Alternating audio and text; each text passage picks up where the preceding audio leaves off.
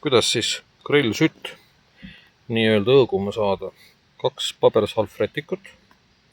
Paneme siia tavalist toiduõli niimoodi sisse.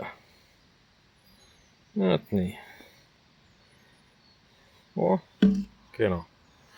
Nii. Panasime selle sinna sisse.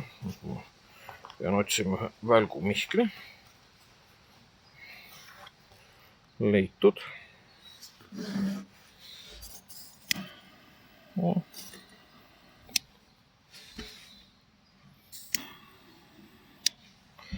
Nüüd paneme selle niimoodi põlema. Nüüd läheb natukene aega, ennem kui grillsüsi õõguma läheb, aga põhimõtteliselt jätame tšekane 10 minutit, 15 minutit ja ongi kogu see grillsüsi ilusti kenasti hõõgumas. Nii on möödunud kuskil tšekane 10-12 minutit. Ja nagu on näha pildilt, siis sööd päris mõnusalt õõguvad kõik.